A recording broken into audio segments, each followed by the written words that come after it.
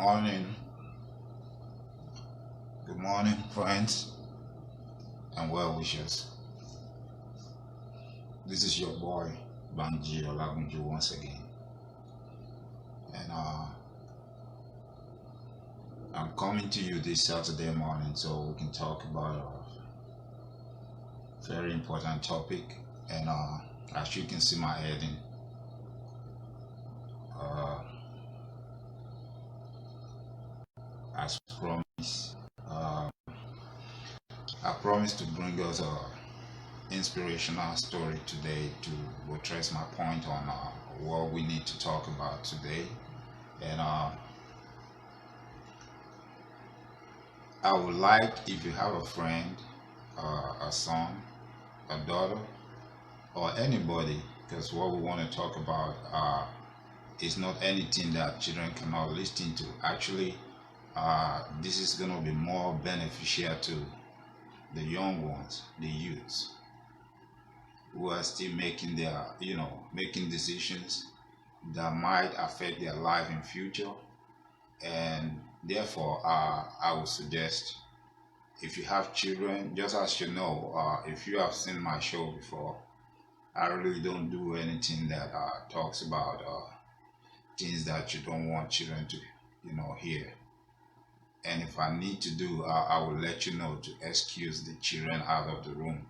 So please, if you have children that you know can benefit from this, I would like you to get them around you and watch this with you. This morning, I want to talk about making choices. You know, whatever we do, at every point in time, we're making choices. And whatever choice we make or choose to make, we have to deal with the consequences later on, either immediately or in future. Some people have made choices when they were young, and later on in life, they found out that those choices kind of didn't go well with them. Probably they realized they made a wrong choice at a certain time. Had it been they didn't make that choice, probably they could have done something better. Just to put it in a better perspective, let me say, let's say, as a young person, if you choose, and pardon me if I offend you in any way, if you choose to be uh, an errand boy to a politician, and they use you to go around and harass their opponent, or you choose to be a hired assassin and they use you to eliminate opponents, but later on in life, somewhere along the line, something changed. You probably, from the little money you made from them, you go to a position where you think you qualify to run for office, and you feel like you have a better understanding to help the people. You know, it becomes hard for you to get what you really want, because the people you work for while you were younger, when you made those choices to be a hired assassin or to do something bad, they have those informations, and most often, uh, they keep records and they have hard evidence because they know what they are doing.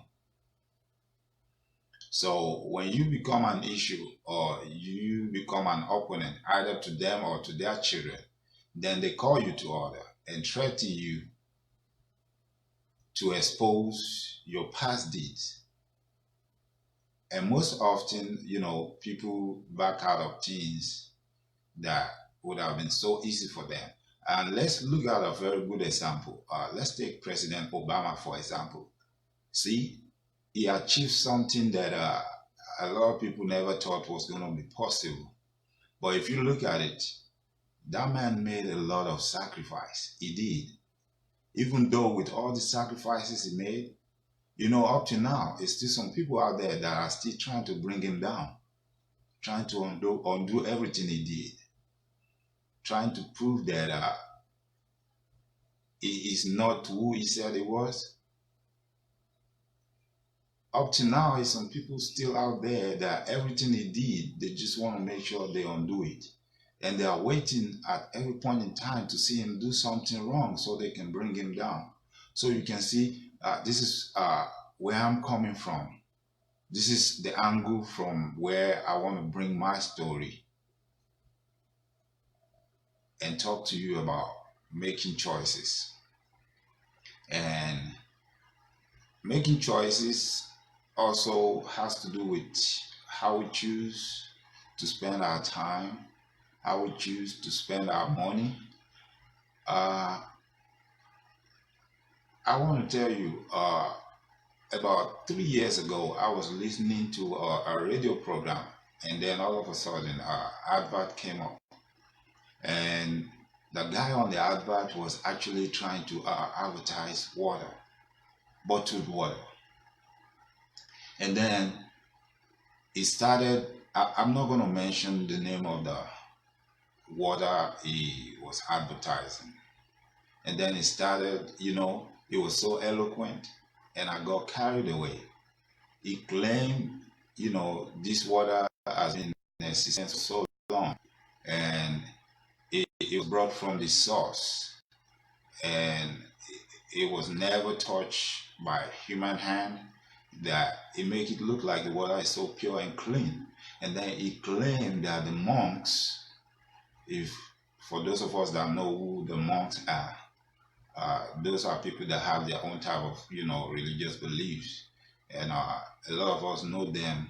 They do things in a different way. And he said the monks have been drinking this water, and that's why they always look ageless. That this water contains a lot of nutrients and a lot of things that can do a lot of good to the body. So already I was impressed and interested in, that type of thing. But all of a sudden, he dropped a bombshell. He said, what if I tell you everything I've told you so far is a lie? You see, when he said that, then I realized it got me entrapped because it was so eloquent. The way he presented the whole thing, I was carried away, and I was not asking myself any question. I was not trying to think about it. I was actually trying to find out where I can get the water because I'm already interested. I want to see what it looks like. I want to feel what it tastes like. But all of a sudden, he dropped the bombshell and said, what if I tell you that everything I've said so far is a lie? And then he came out to say, this is part of the things a lot of people tell you on advert about their bottled water. And most of us, if we look at it really, and it's also some news out there that came out some times ago that most of these bottled waters that we buy, they were just ordinary tap water that they just put in bottles, and they tell us it's more purified than the tap water. Yes, some of them are, but not all of them. But most of us, we believe these bottled waters are better than the tap water. But if you actually go and research these things, you find out most of the water you're paying so much money for, they're actually tap water. But this is not where I'm going. I'm just making references. So, I want to tell us a story to buttress my point. And for the sake of this story, I'm going to borrow a name for my main character. So I'm going to use the name Toby. So if anybody goes by that name, I'm not actually referring to you. I'm just telling a story and I'm making illustrations. So please. Now, as I was saying, long time ago, in a country far away, there lives a man called Toby. Toby is an average person. I mean, an average individual. He owns a house and is somebody that I would call a middle class person. He's neither rich nor poor, but he gets by. He owns a little cottage where he lives, and he really doesn't have much uh, possessions, but he has a cat. People know him to be very eloquent, witty, and clever. So it happens that one night,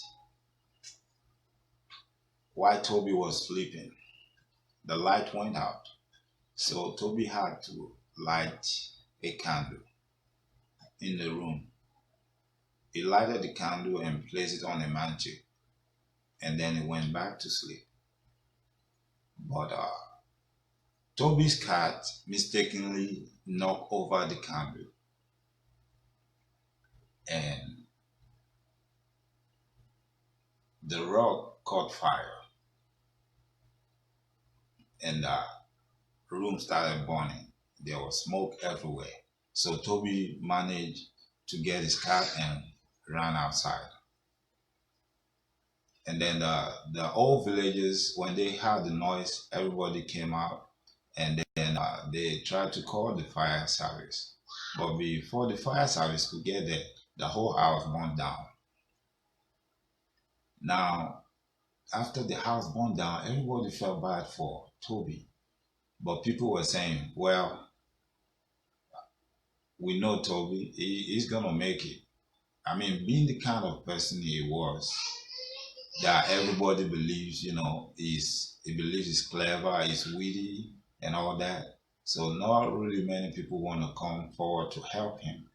So what Toby did was that he went to his bank. The little money he had left in there, he collected the money, and then he went to the market and bought some sacks. When he bought those sacks, he went back to the site of his old house that is already burned down. So he started gathering the ashes, putting them in sacks, tie them in a knot, and put them outside by the side of the road. And people are walking by, everybody looking at him, saying, "What is he doing? What's he going to do with the ash? These ashes is putting in sacks. What's he going to do with them? Where is he taking them?" So people started wondering. People started asking questions. And they started saying, is this one of those acts that it goes around, perpetrating every once in a while? Well, we'll wait and see what he's about to do with a sack of ashes that he was gathering. So Toby kept gathering the ashes and putting them in sacks. And then he went and bought some camels, loaded those sack of ash on the camels, and he decided to travel out of the town, going to nowhere. He doesn't know where he was going. He really had no plan. He just headed out of the town, traveling from one village to the other. And wherever night falls, he just gets some sleep, wake up the next day, and keep going until he got to a town. And he was hungry this morning, so he wanted to, eat some bread and, take some tea. So he walked into the store and he spoke to the store attendant. Can I have a loaf of bread and a cup of tea? So the store attendant gave him a cup of tea with a loaf of bread. Toby had his bread, and by the time he picked up the tea, and he took a little sip. Then he spit it out and yelled at the top of his voice, like, "What is this?" The shop attendant answered him and said, "A cup of tea." Then Toby said, "A cup of tea? Tea without sugar?" The shop attendant never had nothing about sugar before. He doesn't know what sugar is. He doesn't know what it looks like or what it tastes like. Toby said, "No, no, no, no, no. I've never drank tea without sugar before. Don't you guys have sugar?" And the guy was like, "What is sugar? I don't know what sugar is. This is how we serve tea." Then Toby, at that moment, saw an open door, an opportunity. So Toby went outside, opened one of his sacks, and just took a little bit of the ash in that sack, came back inside, put it in the tea, and stirred. Then he drank it, took a sip, and he said, "Yes, that's better. Now my tea got sugar." So the shop attendant, he was so curious, like, "What is sugar? What difference does it make in a tea?" He wants to find out. So he said, "Sir, what is this sugar you talk about? What does it do?" So Toby told him, "Oh, it makes your tea taste different and it makes it better to drink. And actually, I'm traveling to another town. Those sacks you see on my camels, they all contain sugar, and I'm taking them to the next city. There is a very good merchant in the next city who has paid for all my bags of sugar, and I'm about to go and supply them to him." So the merchant was like, the store attendant was like, "Oh, could you talk to my master? I think my master might be interested in what you got." So Toby told him, "Oh, there's no need to talk to your master because this sugar here are already sold and they are so scarce that I don't know when I might have some more. It's not something you come by every day." So the store attendant was like, "Well, I would like you to talk to my master. I think my master might offer you good money for your sugar if you are willing to sell the sugar to him." So Toby said, "Okay, maybe I'll talk to your master and see if I can bring him the next merchandise when I get one." So the store attendant called his master, and the master came and talked to Toby. And he tried to convince Toby not to take the product to the said merchant in the next city who has already paid for the goods. He promised him to pay him more for the goods if he would turn around and sell it to him. So Toby, being the clever person that he is, told him that for me not to supply this, it's going to take a lot. And I don't know if you can afford to do that. So the merchant was like, "Okay, tell me, what will it take for you to sell this sugar to me?" So Toby told him, "First, I have to make sure I have enough money to return the money I've taken from the other merchant.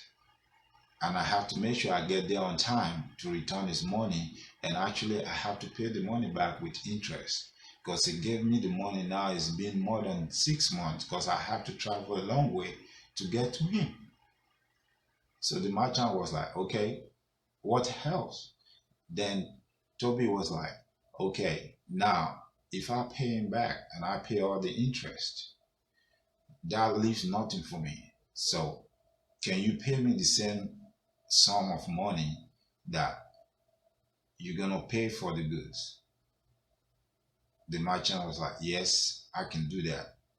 What else? Then Toby said, okay, in order for me to get to the merchant on time, I'm gonna need you to go gather all the horses that you can find around. I mean, because by the time you give me the money and everything, I'm gonna need to load them on something, and I'm gonna need to get there fast so I can pay him, and then I can go back. So the merchant was like, I'm gonna get you everything you need. So the merchant went ahead and get Toby everything he needed. He took all his money out of his bank. The money was not enough to pay Toby for what he requested, so he had to give him some gold and some other things just to make up for the payment. Toby took everything, loaded them on the horses, and quickly took his leave, left the town. Now, by the time the merchant realized that what Toby sold him was actually ashes, Toby was far, far gone. Toby was nowhere to be traced. And this is where I'm going. Toby just sold his ashes, his burnt down house, his trash to somebody who paid him good money for a bunch of trash. Because Toby is clever, is witty, and is eloquent. Not that I'm saying to do something of this nature is good, but what I'm actually trying to bring out is for us to understand that at times when we make decisions, we need to think. We need to do research where it's necessary. Even when somebody is trying to talk to us about something we never heard about before, I promise you, if you do your research, somebody somewhere have heard about it, and they could tell you if it's a lie or if it's the truth. It's always somebody out there that knows something. And in this present age, the computer age, there is barely nothing that you cannot check online, and you will find references, you will find answers. See, a lot of times people tell us stories. They tell us what we want to hear so they can get money out of us. If you go to somebody, for instance, and you ask them to pray for you because you're having this problem, already you are exposing yourself. You are already putting yourself in danger. Yeah, it's some pastors out there, they are real men of God. They are really doing the work and they're helping people. But it's a lot out there that all they do is telling lies. And when you see them, I promise you, I tell you, you will know. You will know. Their lifestyle will tell you. When you look at a so-called man of God and you question their way of living, that's your clue right there. If for any reason, at any point in time, you have to question what they say or do, that's your clue. That tells you it calls for further investigation. That tells you you need to be careful. You need to tread softly. And most of the time, the people that are getting involved in all these things, that are getting in trouble, is because they place themselves in this situation based on the trust that they have in these people. And these people knows that, they've seen that, and then they prey upon them. I've had and I've watched so many on YouTube. I've had some other stories, not just pastors, some alphas too. Actually, there was one alpha that I was watching what happened on YouTube that he actually got himself set up to be paid on monthly basis. He told the lady that he's praying for her every month based on what the lady requested from him. And he actually told her that every month she's going to have to send him a certain amount of money in dollars so that he can call the other people that will be involved with him and buy all the necessary things for that prayer. And this went on for so many months. So that was like him getting paid, like it's like a kind of salary that he set up for himself. And apart from that, once in a while, he would just call the same lady out of the blues and said, "Oh, I just saw something in the dream, and I think you need to do this." To the extent that he was requesting the lady to send him money that in naira equivalent of a million naira in a month. I mean, think about this. And it took a long time before this lady realized, like, okay, we've been praying for this, we've been doing this for what? Over a year now, and nothing happened. And then it looks like the amount of money I have to send is increasing by the day. And then she spoke to another Afar, who now asked her, "So who's this Afar you're talking about?" And the Afar now called the other Afar, recorded the conversation and everything, and then called the lady and said, "Well, you've been duped. They've been duping you all this while. There's actually nothing going on. They're just taking money from you just for them to survive, to take care of themselves and their own family." You see, this is why we're having all kind of scams going on. Everybody, both the young and the old, everybody here and there is scamming people, because the people that are supposed to educate us that this is not good, that this is not of God, they also are involved in this act. A lot of them are involved in it. So tell me, when an alpha, a pastor that is scamming people to get money, sees somebody in his church or in his congregation or mosque doing the same thing, how are they going to tell them that it's not of God? How are they going to tell them to stop it? I saw a friend of mine the other day wrote on his wall on Facebook and said that the religious organizations in Nigeria has failed us. And I look at it and I realized he was saying the truth. So the next question he asks is, what else do we need to do? How can we get out of this? See, nowadays people talk about moral decadence, but we fail to look at the source. All the institutions that used to teach us, tell us that these things are bad, educate us, advise us not to do this, and then back it up with the word of God, either the Bible or the Quran. A lot of them are already corrupted. Everybody is chasing money, chasing shadows. Everybody have thrown caution to the wind. There's still a lot of good prophets out there doing good work, but the bad ones have overshadowed the good ones. The bad ones have overshadowed the good ones. And we have a society now where people don't care. And all we see around now is you hear on the news, you see it on Facebook, you watch it on YouTube. Actually, I even saw one recently. A pastor, a so-called, don't let me call him a pastor, because I don't call such people pastors. I don't call them afars. I don't call them imams. A self-ordained pastor, because he ordained himself,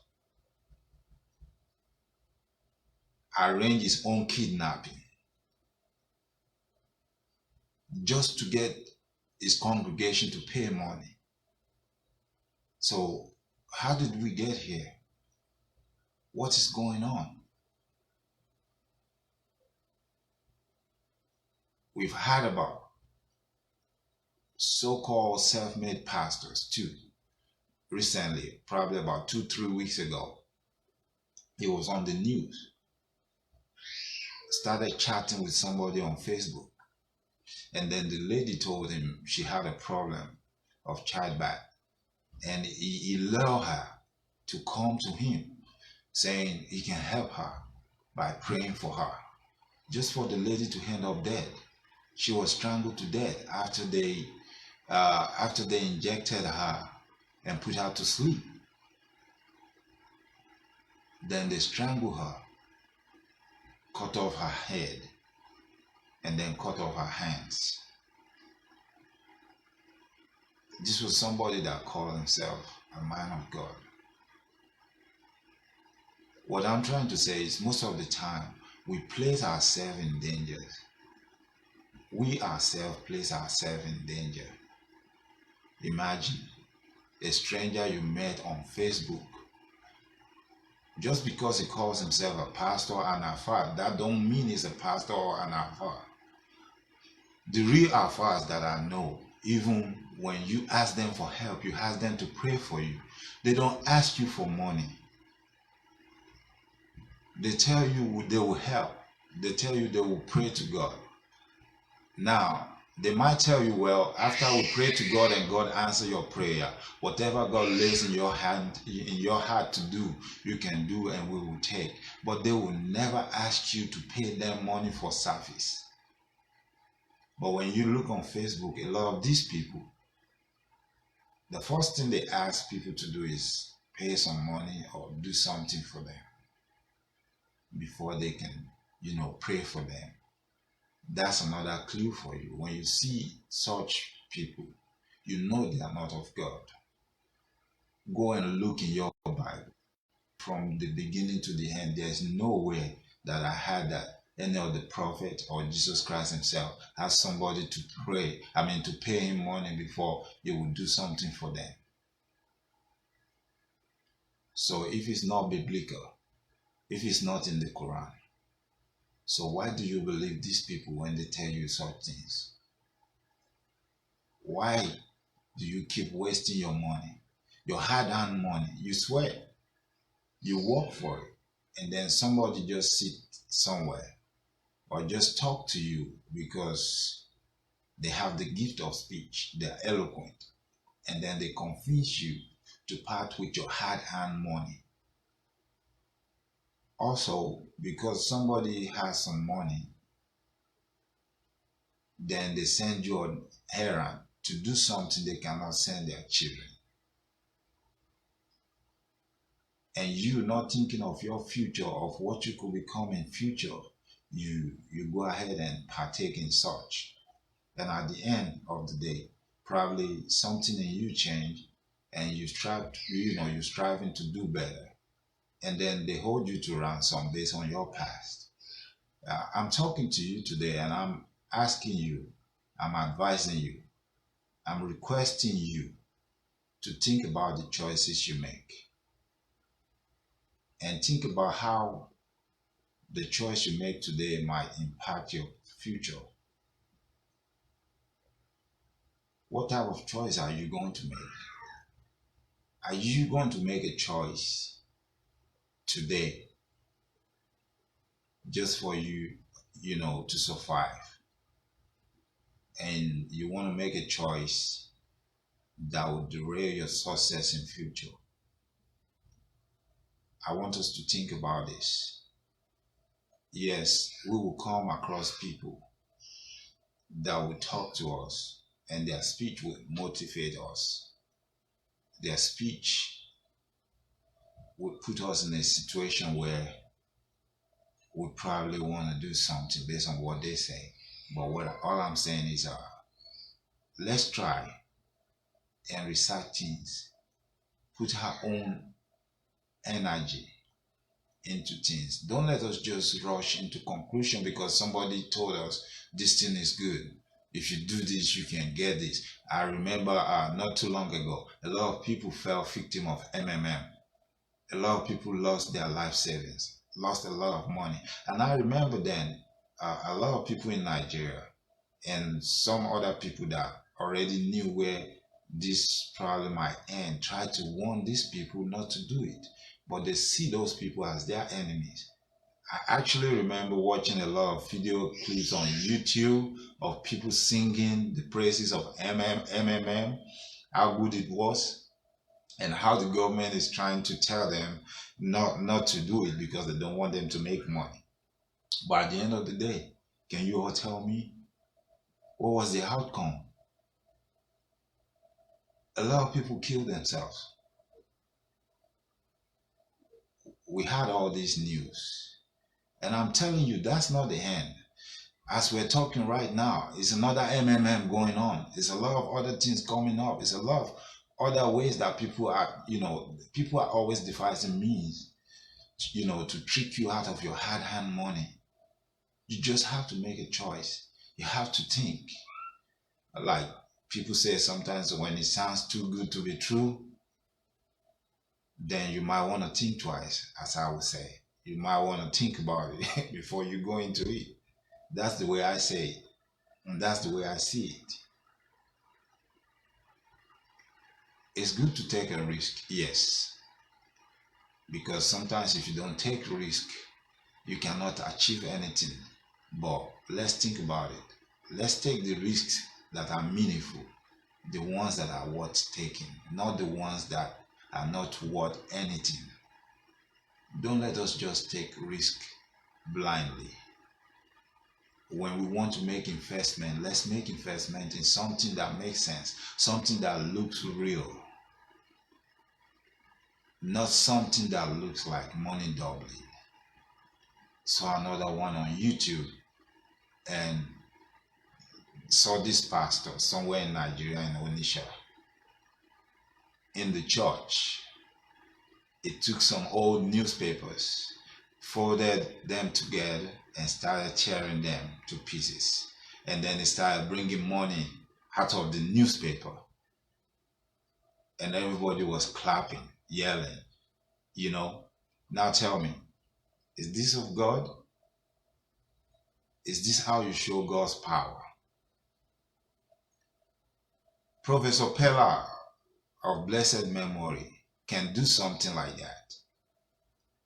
And trust me, Professor PELU was a great man in his days. So if I want to go see a magician, I will go see a magician. But if I'm coming to church, I'm not coming to see a magician. I don't want you to do no magic. I don't want to see no magic. No, I don't want you to show me the kind of power you have to make money. That's not why I'm in church. I came to church so you can feed my soul, so you can teach me the word of God. If I'm coming into the mosque, I'm not coming so you can show me magic. I don't want you to show me how you can do money tricks. No, I want you to preach to me, touch my soul. Teach me not to do the bad things, not to hurt my neighbor. Teach me to love my neighbor, because if we all love ourselves, if we all love our neighbors as we love ourselves, this world will be a better place. You won't call yourself a pastor and try to scam me. I won't call myself your friend and try to scam you. I won't go online and try to scam anybody. If I love everybody as I love myself, because I don't want nobody to scam me too. I know I work hard and I sweat for my money, so I don't want nobody to trick me out of it. So if you teach me to love my neighbor as I love myself, I'm not going to try to scam nobody. And you are not going to try to scam me. You will tell me the truth. I'm glad I've come across, different kind of pastors. I have people in my life right now that are pastors, and they would tell me nothing else but the truth. You know how sometimes you want to apply for a job, you go on your resume, you feel like, They're asking for experience. Maybe you don't have it. You have to lie. I have pastors in my life that told me, no, don't do it. It's not right. That's lying. And they're right. I don't have to do it because that's a lie. They said if it's of God, if God wants you to have that job, just say the truth. It's going to happen. And it did. It did happen.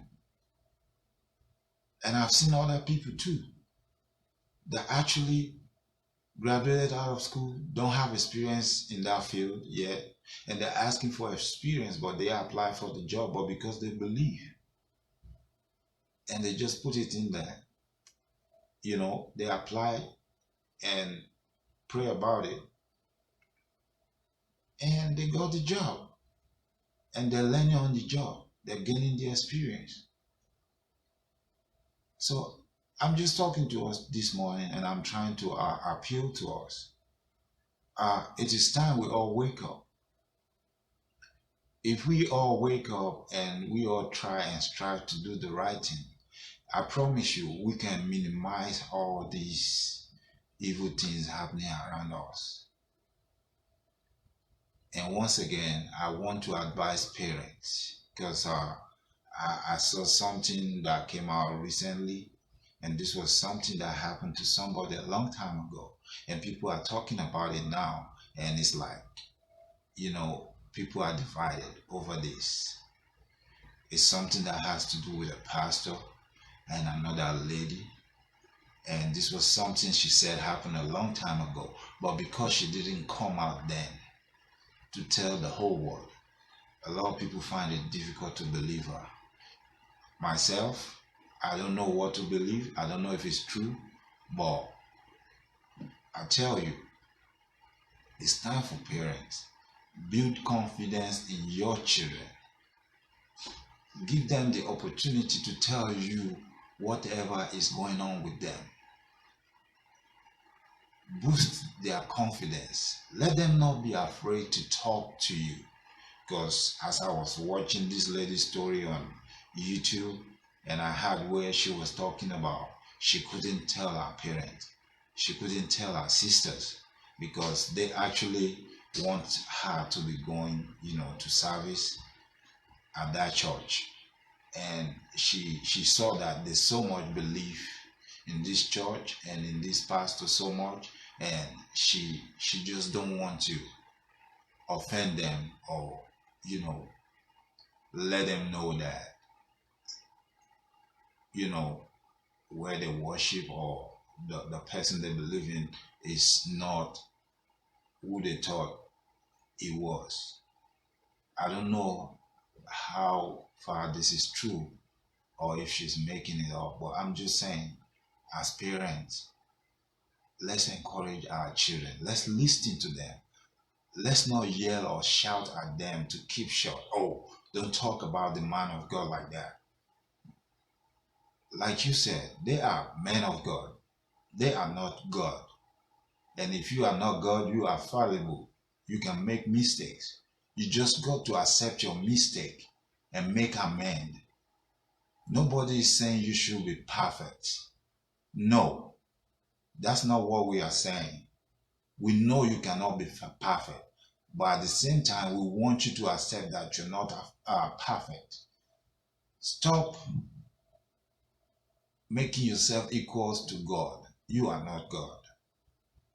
And nobody is expecting you to be perfect or to be like God.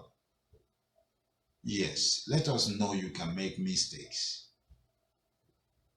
And then we will accept you for who you are. And when you make mistakes, be ready to accept your fault and make amends.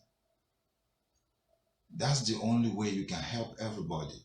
Not by lying about it, not by coming up with stories and then trying to make other people look bad, saying people want to, drag you in the mud because you are popular. I'm not actually referring to nobody. I'm just talking generally. And I want everybody to understand that. But I think we live in a society where we need to all talk to ourselves, and we need to let ourselves know that yes, there are some people out there, they are supposed to be men of God, but they have turned themselves to God of men. Yes, a lot of them have turned themselves to God of men. They feel like they are infallible, and they feel nobody can question or talk to them. Whatever they do or say is final. They don't want anybody to check them. And we as congregations, we're helping them to propagate this. I'm telling you right now, we're not helping them to be a better person. Being a sycophant is not a good thing. And to you too, that you are listening to people that, even though despite the fact they know you're doing the wrong thing, but because they're so scared of you, or because they think they're going to lose the privilege they have with you, they don't want to tell you the truth. By the way, have you heard the story of the proud king? I think I'm gonna do it. I'm gonna do this story next Saturday for anybody that is interested in that. I'm gonna do that story next, and I'll let you know how bad sycophants could be in your life when you surround yourself with people that will not tell you the truth, people that are afraid of you, or people that, because of what they're making from you, because of what they're getting from you, because of the privileges you give them, they don't want to tell you the truth. Everything you say, they just want to say it is good. Everything you do is good, because they want to cling to the benefits that comes with being loyal to you. They're not helping you. If any one of us want to be a better person, we got to listen to criticism, and we got to accept it when it's right, and we got to make changes. We got to stop surrounding ourselves with people that are not ready to tell us the truth, but rather just tell us, yes, what you're doing is good. And remember also, most of these people, they're doing that because they just want to lead you to your doom. They're waiting for your demise, because there's something for them in your demise. Yes, when you're gone, probably they're the one that will take over, or there's something else for them to achieve from that. And they will go ahead and tell you, even when they know you're wrong, even when it's staring you in the eyes, even when they know you're lying, they will tell you, oh, we believe you. Yes, we know. I'm just trying to appeal to us this morning. Each and every one of us has a role to play in this. Well, it happened to somebody, and you're saying, well, they put themselves in harm's way. Why did they do it? Oh, that serves them right. They got what they deserve. Let me tell you, it could be your turn tomorrow.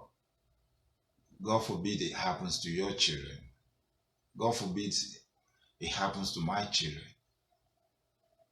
How would we feel? How do you think you will feel? So please, I want to appeal to us. There's a lot of technicalities in the law, and most often people get away with stuff. Probably sometimes they tell you, oh, jurisdiction limit, or statute of limitation, stuff like that. And then you have the court of public opinion too, where people come out and say, okay, why did she or he wait so long before saying something? Oh, well, maybe he or she waited this long because now they know this person is famous, popular. I mean, it's a lot of things that people could say.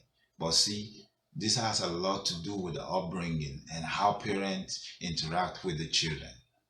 When the children are afraid that if they say something, they will get in trouble. Then they tend to keep quiet. They tend not to talk. And they live with so much pain because they are afraid to talk. Something in them want to speak, want to talk, but they can't because they are afraid. So this morning, I just want to implore us all, please, let's try and listen to our children when they try to communicate with us. Let us move away from the habit of shutting them down, most especially when they want to say something that has to do with somebody that it may not be a pastor, it may not be an alpha, it might even be a family member. Let us move away from the habit of shutting them down, telling them to keep quiet and not to say such. Rather, let us encourage them to be free to communicate with us. And most importantly, let us start educating them, telling them what is right. Because whatever we refuse to teach them at home, whatever we refuse to teach them in the house, I'm telling you right now, they are teaching them outside. There's a lot going on. I see some people come on YouTube and start talking about how they found out, their child is no longer who they thought they are, or their child changed so much and they didn't know when this started. It's because you were not paying attention. It's because you were not talking to them. It's because you were chasing money. You were so busy, you don't have time for them. That's like chasing shadows. So please, if you feel this little talk and this little story of mine have been beneficial to you, and you know one or two people that it could benefit or that could gain something from this, I would like you to share it with them, and I would appreciate if you can join me on my Facebook page. And like I said before, we're coming up with our YouTube page. The work is almost finished, and once it's done, I will post the link. If you are interested in what I do, I would like you to join me by subscribing. And I want to thank you for listening. I want to thank you for being with me. To all my friends, I thank you for the encouragement. And I know some people are already sending me text asking that they would like me to do this in Yoruba, that they like it better when I, present it in Yoruba. And I want to let you know, yes, I'm going to do a Yoruba presentation of this same topic and same story. And I promise I'll try my best not to let you down. I thank you for sharing your time with me because I know your time is precious. And I look forward to seeing you again. Thank you and remain blessed. Once again, I remain Banji Olagunju. Have a blessed day.